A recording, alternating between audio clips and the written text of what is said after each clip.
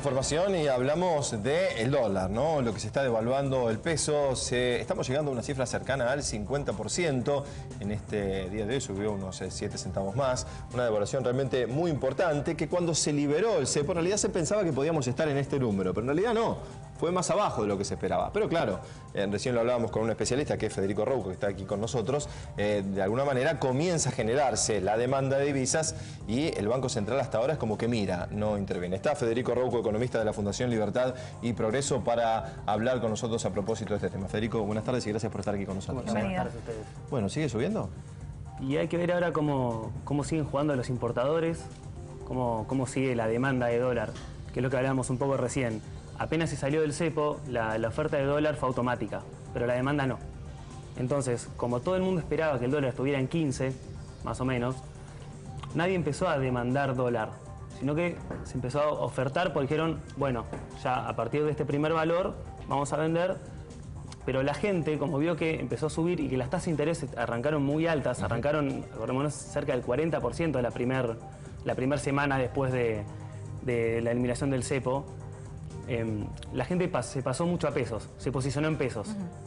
Esto, a medida que fueron pasando las semanas, las tasas de interés fueron bajando, entonces ya no era tan tentador para estar en pesos y el dólar seguía subiendo. Entonces la gente también empezó un poco a demandar los dólares que antes no venía demandando. Claro, ese plazo fijo de un mes que terminó, claro, ¿no? Eso que absorbió de alguna manera el Tesoro se libera y va al mercado, ¿no? Claro, y ahora hay que ver qué pasa, porque más allá de esta baja de interés, esta baja de las tasas de interés, el central sigue sacando pesos del mercado, quiere decir que sigue esterilizando, sigue absorbiendo dinero. Y así todo, o sea, eso quiere decir que hay menos pesos en la economía, menos pesos que pueden ir a demanda.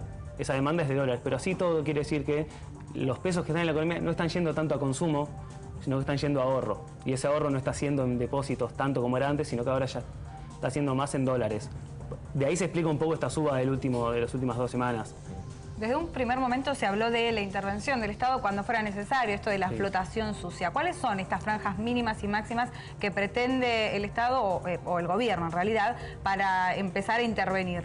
Cuando uno tiene bandas en las cuales va a flotar el tipo de cambio, estas pueden ser explícitas o implícitas. En este caso el central nunca dijo cuáles iban a ser las tasas. Se habla de 13-15. Hoy por hoy el 13 ya parece muy abajo y el 15 parece algo posible. Pero de vuelta, ¿no? Esto era al principio, cuando arrancó en 14, después bajó un poco y se lo dejó caer hasta 13 y ahí ya volvió a subir.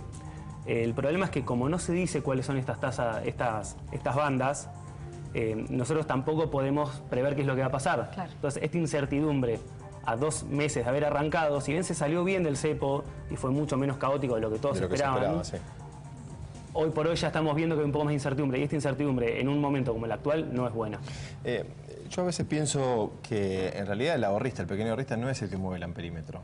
Que este dólar lo puede manejar, no sé, los grandes exportadores, aquellos que tienen la posibilidad de liquidar importante cantidad de divisas, aquellos que son capaces de llevarse las remesas hacia afuera, aquellos que pueden comprar los 2 millones, que no somos nosotros, ¿no? Obviamente. Este dólar bajo, uno siente que no le convenía a determinados sectores. Uno piensa, el campo con esos dólares retenidos, es llamado campo, ¿no? La oligarquía del campo, que es la que puede concentrar y tener, no salió a liquidar como se esperaba. Y uno piensa que quizás este dólar más alto, obviamente les conviene, menos retenciones. Si antes vendían a un dólar de menos de 10 y ahora a 14, pero si la semana que viene es a 15 y si dentro de un tiempo es a 16, si lo guardaron 1 año o 2, pueden guardarlo un tiempo más. ¿Tiene que ver con esto también? ¿Hay especulación? ¿Es un dólar que conviene a determinados sectores? ¿Cuanto más alto, mejor? Sí, como siempre, a ver, siempre el tipo de cambio es un precio y los precios altos o bajos favorecen a uno u otro sector. Eso pasa siempre con todos los precios, no solamente con el dólar. El dólar es un precio más. Claro. Es el precio de una moneda extranjera. Hay que pensarlo como eso. También pensemos que, lo que decía recién, cuanto mayor sea la estabilidad, menos lugar hay a este juego de corto plazo, a esta bicicleta. El tema de lo que decías recién de los que pueden sacar la plata del exterior. ¿Por qué alguien querría sacar la plata del exterior? ¿Por qué alguien se querría sacar los dólares? Que fue lo que pasó mucho durante los últimos 12 años. Que la plata, había mucho giro de utilidades, no tanta reinversión de utilidades. ¿Por qué pasaría eso? Y lo que hay que ver es no tanto preocuparnos en quién la saca, sino en por qué la saca. Claro. Y cómo hacer para que la plata que se está yendo vuelva al mercado interno. vuelva a hacer inversión, vuelva a generar más empleo, que es lo que en los últimos 4 o 5 años no vino pasando. Bueno, pero, perdón que te interrumpa, pero si hablas de incertidumbre y después tenemos un Estados Unidos, el Tesoro, que eleva un poquito la tasa y son mercados, más allá de la crisis, ¿no?, que tiene Estados Unidos con su economía, son mercados un poco más atractivos, uno entiende que también los capitales se trasladan hacia esos lugares. Sí, igual la tasa de interés de Estados Unidos subió nada. Nada, subió 0,25. es verdad, muy poquito, pero absorbe, Y ¿no? hoy sí, pero hoy también se empezó a hablar de... Hay varios países, varios bancos centrales que están empezando a jugar con tasas de interés negativas. Bien. Y hoy Yellen, la presidenta de la Reserva Federal, empezó a hablar también de la posibilidad de tasa de interés negativa. Es muy remota, pero ya se habló. Entonces, también hay mucha incertidumbre por ese lado. Y después, Estados Unidos hoy no está en crisis, ya hace mucho tiempo viene recuperando. Es más, se está hablando de cuánto tiempo puede durar esta recuperación, de si va a ser mucho más largo, si ya puede caer, y mismo están diciendo no, va a ser más larga. El mercado laboral está en 4,9% del desempleo, muy bajo. Muy bajo. O sea, no sé si está en crisis Estados Unidos.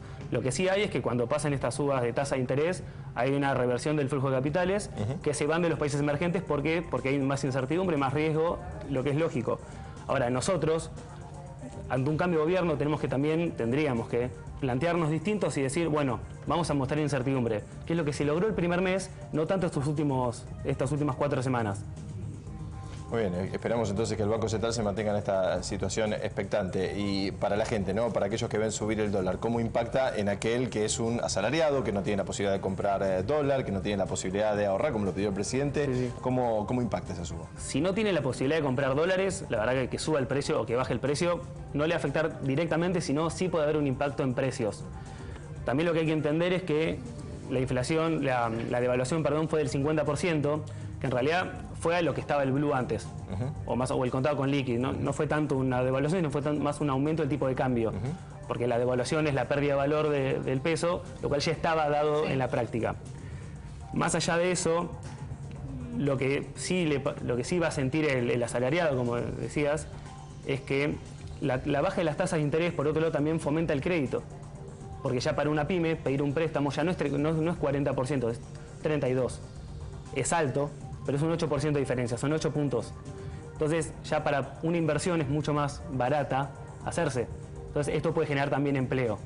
El problema es ver cuánta esta generación de crédito se va a precios. Porque esto es presión a la demanda, y la mayor demanda, si no tengo nada que vender, solamente tengo más gente que quiere comprar, y lo voy a vender más caro. Claro. Eso es lo que vino pasando y lo que hay que dejar de hacer. Pero bueno, Banco Central lo que tiene que hacer hoy es frenar un poco esta incertidumbre, explicitar las bandas sería una muy buena idea. Sí. Más que nada por esto que decíamos recién, mostrar un poco de certidumbre, mostrar un poco de viene un nuevo gobierno, crear previsibilidad, y antes de paritarias poder frenar un poco toda lo que es la coyuntura, vendría bastante bien.